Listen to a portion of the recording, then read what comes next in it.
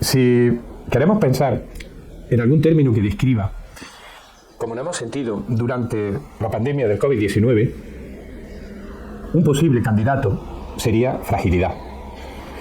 Nos hemos sentido frágiles a nivel personal, nos hemos sentido frágiles a nivel familiar, a nivel de organización y frágiles a nivel mundial. El impacto en cada uno de nosotros y en la sociedad en su conjunto del COVID ha sido enorme, pero los desafíos que nos esperan como sociedades, los retos a nivel de sistema sanitario y a nivel de salud pública son enormes. Por mencionar los principales, el COVID ha generado un aumento importante de los crónicos. Hemos acumulado crónicos, tanto los producidos por el COVID como aquellos que se han ido almacenando al no poder recibir una atención efectiva en nuestros sistemas sanitarios como consecuencia de las medidas de confinamiento y del miedo de los ciudadanos y de las poblaciones para ir a los sistemas sanitarios.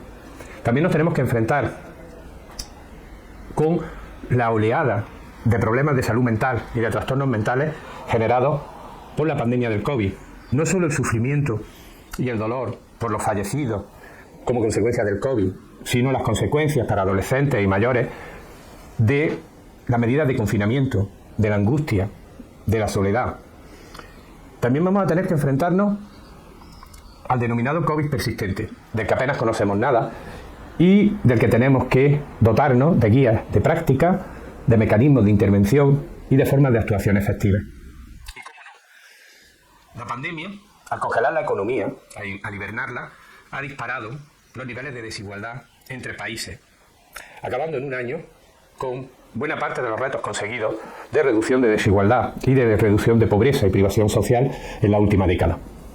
Frente a estos retos, tenemos que ser conscientes de que el futuro no va a ser igual que el pasado, de que el mundo es no ergódico y de que las transformaciones de nuestros sistemas sanitarios deben de ser activas, deben de mirar al futuro y enfrentarse a los enormes desafíos que la arquitectura de los sistemas sanitarios actuales van a afrontar y a los crecientes desafíos que la salud pública va a tener que abordar.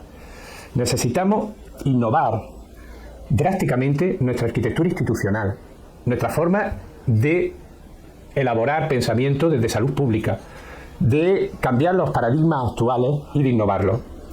Vivimos una época de tecnologías disruptivas y ese fenómeno, la genómica, el Big Data, la inteligencia artificial, la nanotecnología, va a crear nuevos desafíos y nuevos dilemas éticos. ¿Quién va a decidir? ¿Cómo vamos a decidir? ¿Cómo vamos a conseguir ampliar el número de beneficiados y de ciudadanos con la irrupción de la medicina personalizada, con la irrupción de la edición genómica en los sistemas sanitarios? Para todos estos desafíos vamos a tener necesidad de producir bienes públicos globales, porque vivimos en una sociedad globalizada. Vamos a necesitar reformular nuestros códigos éticos y vamos a tener que afrontar dilemas novedosos. Después del COVID nos enfrentamos a retos enormes que tendremos que abordarlo con una nueva filosofía, con un nuevo rediseño del sistema sanitario. Necesitamos impulsar la universalización de los sistemas sanitarios en todos los países que aún no lo tienen. Volver atrás los procesos de dualización de los sistemas en aquellos que han iniciado ese camino como consecuencia de desbordamiento de los sistemas sanitarios públicos. Necesitamos priorizar el gasto en salud pública a nivel global y a nivel de cada uno de los países y de los estados. Y necesitamos transformar la formación y el papel de la salud pública en el siglo XXI, integrando las nuevas tecnologías y reflexionando sobre el papel que los profesionales de salud pública van a tener que adoptar en un mundo diferente, pero que debería de conservar los valores de universalidad, de orientación a la reducción de desigualdades en salud, de solidaridad, de financiación de los que más tienen a los que menos tienen, de protección en una serie de aspectos, en una serie de olas que nos van a desafiar en el futuro inmediato. Y esto tenemos que hacerlo porque en ello nos va mucho, pero sobre todo porque hay una obligación ética y una responsabilidad moral. Porque el ofrecer un sistema de salud que proteja a todas las personas, desde la cuna hasta la tumba, es un rasgo de una sociedad civilizada. Y parafraseando un proverbio africano, no heredamos los sistemas nacionales de salud de nuestros padres. Los pedimos prestados de nuestros hijos.